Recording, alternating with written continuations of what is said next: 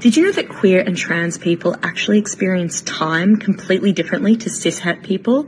It's a concept called queer temporality, and it basically has to do with the fact that historically, as queer and trans people, our lives have started much later, and for a whole bunch of reasons, ended earlier than our cishet counterparts. So as a result, our experience of time is compressed. It also has to do with the fact that those milestones that we've been socialized to use to mark the passage of time, so things like marriage or having children or, working, retiring, inheritance, things like that, haven't been accessible to us. And that linear timeline has a name, heterochronology. And as queer and trans people, our experience of time often sits outside that. Basically, it's super interesting, and I'm going to be unpacking it more this week on the podcast. So listen in wherever you like to do that. What the hell did you just say? Did you know that queer and trans people actually experience time completely differently to cishet people? That's the stupidest fucking thing I've ever heard in my life. Right. Okay? That is just stupid. Now, I just have one thing to say real quick to that young lady we just heard from in the first clip who identifies as queer. And I'm still not quite sure exactly what that means nowadays, but that's neither here nor there. We all have the same 24 hours in a day, and it's up to each individual to decide what they want to do with that 24 hours. That's the thing, the passage of time can't be racist or sexist or homophobic or transphobic, it's just the passage of time. Anyway, welcome back. Thank you guys so much for joining me.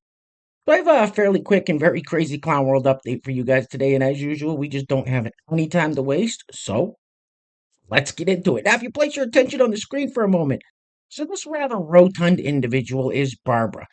Now, Barbara, I'm sure you all guessed it, is a biological man that identifies as a trans woman and calls himself a transbian or trans lesbian.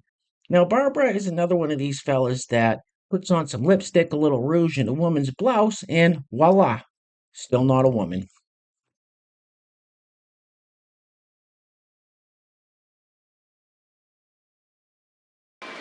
That guy's got a serious weight problem. Go home, start exercising.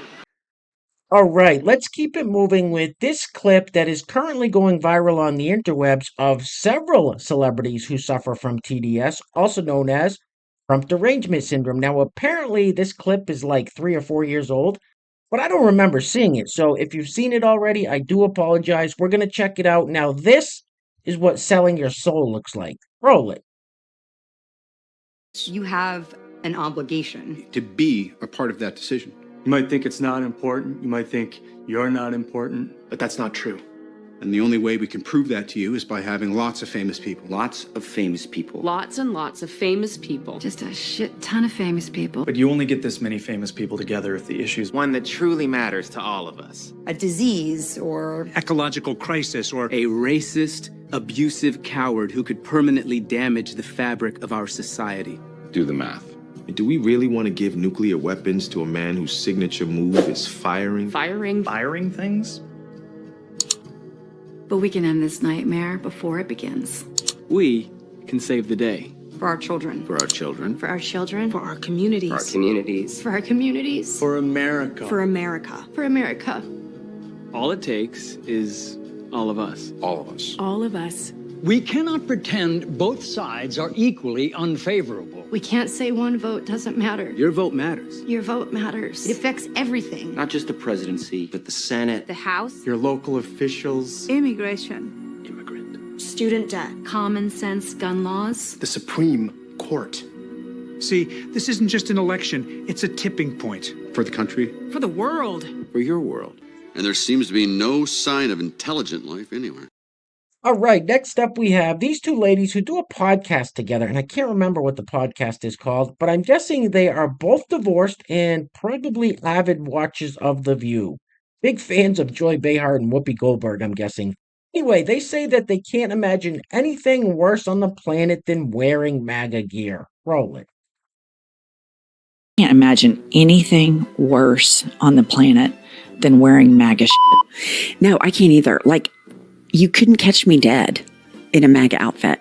If my choice was to walk from this office to the supermarket, I would rather be butt naked than wearing anything MAGA. I don't care if it was like the top of the line MAGA merch. I would walk naked and get arrested and put in a straitjacket and go to the insane asylum before I would wear that MAGA bullshit, because you know what it announces? That you're stupid. That you're stupid, that you're racist, that you're homophobic, and that you have a small penis, all in one outfit. What did you say? What the did you just say? I would walk naked and get arrested and put in a straitjacket and go to the insane asylum. She's fit for a straitjacket. This broad's 3 ways towards the weekend. All right, next up we have this lovely young lady who sounds like she recently graduated from one of these big liberal arts universities, and she says all this gender binary stuff we're seeing is the opposite of a trend. Really? Roll it. Number 1, the gender binary is a white colonialist construct, and non-binary identities actually predate binary genders. It's the opposite of a trend.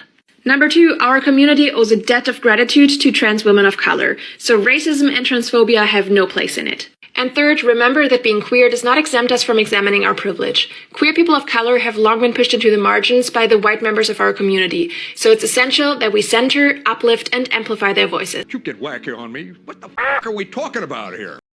So this next clip might get some of you ladies out there a little hot under the collar, but this fella says it's easy being a woman. Now, I wish I could say this guy was trolling, but so far as I can tell, he's being dead serious. Roll it. Us women have the easiest job of all turns. We have the simplest life. All we gotta do is look pretty, clean house, cook. I mean, what else is there to do? I mean, us women, it's easy to be a woman. Make sure we got some makeup on, something sexy when our significant other gets home. That is the most easiest thing. Make sure our significant other gets something to eat. I mean, it's easy being a woman. So easy. Are you f***ing retarded? What the hell's the matter with you? So it's easy to say that it's easy being a woman when you're not one. Anyway, next up. So this fella says if you use the term, hey guys, you're not being inclusive. Roll it. I told you that saying hey guys to a group of people, including women, is not inclusive, even if you think that it isn't harmful. Let's honestly talk about it. Listen, cuties, I wasn't born yesterday. I know how commonly used hey guys is. It's like a slang term that really defines an entire generation of people. I literally used to open up every single one of my videos saying it. But referring to everyone as men just feeds into these misogynistic systems of oppression that only men can hold power and authority in our society. And I don't know about you, but that feels gross to me. It also isn't inclusive to the diverse gender identities that we celebrate in this world. Simply switching hey guys to hey everyone is a really great way to address a group of people in a more inclusive way. Thanks for learning something new with me today, cuties. Get a haircut, hippie. All right, next up we have this very quick clip of this lovely young lady whom we've seen here on the channel a few times before. Somebody commented on her TikTok, what is this, a scary movie? Her response is, roll it. Oh no. No, no, no, no, no, no, no, no, no, silly. What the f*** was that? Hey, real quick, we don't have any sponsors for today's video, so I'm going to shout out my wife's Etsy store, and the reason being is she's got some fantastic stuff on her website, stuff I use every day, and I swear by it.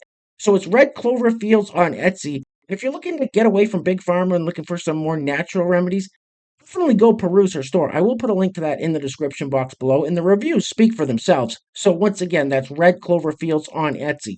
Now, if you'd like to sponsor the next video and help support the channel, there is a PayPal link in the description box below, and I will say your full name as a sponsor of said video unless stated otherwise by you. Ugh.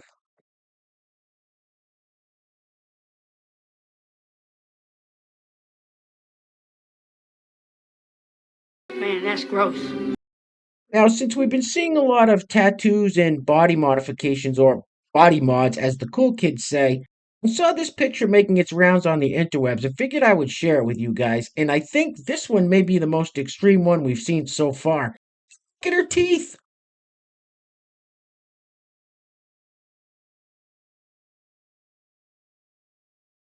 Why? Why would you do that to yourself? All right, next up we have this young lady who seems to be just a blatant racist. I mean, she says she doesn't like sharing the road with them, and by them, white people. Oh, I live in Texas and I do not like sharing the road with them. And you know exactly who I mean when I say them. Their privilege is loud and clear, even on the roadways, even on the highways. You can be in a 40-mile-per-hour zone in Texas, and they expect you to go 80 because they can get away with it, because they know that the police officers aren't going to pull their asses over. Well, everybody doesn't have that privilege, baby. If you're that impatient behind me for actually following the speed limit, put your signal on and go around me.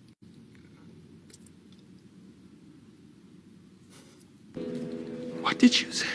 I live in Texas and I do not like sharing the road with them.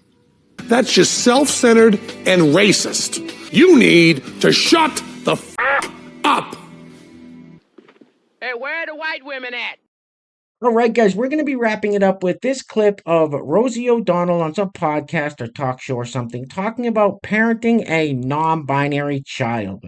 Hey, at least she's not screaming about Donald Trump and Orange Man bad, but this is exactly how not to parent your children. You're supposed to guide them. You don't let them tell you what they're going to do. They're children. Anyway, things are clearly getting very crazy out there, guys, so please take care of yourselves. Take care of each other. Till next time, I love you guys. Peace. Roll it. Her original name was Dakota, and then about a little bit over a year ago, she said, I'd like to change my name. And I said, no kidding, why? And she said, well, I feel as though Dakota is too much of a feminine name and it has a gender identity. First of all, I'm like, how did you talk like this? Like, you know, I'm a lesbian icon. She teaches me things every day that I had no idea about. And she said, I want a name that is gender neutral. I said, well, what kind of a name? She said, I was thinking about it, and I'm thinking of Clay. The hardest thing to do was not call her baby girl. Yeah. Because that was my common way of, morning, baby girl, right? I would always say that. And she said to me about a year and a half ago, I don't like that. Okay. I'm not a girl and I'm not a boy. I said, okay, I understand. What she wants and every kid wants is to be heard and seen. And when your child tells you who they are, believe them. Say what? I don't like that. Okay. I'm not a girl and I'm not a boy. I said, okay, I understand. Boys have a penis, girls have a vagina. And you ain't black.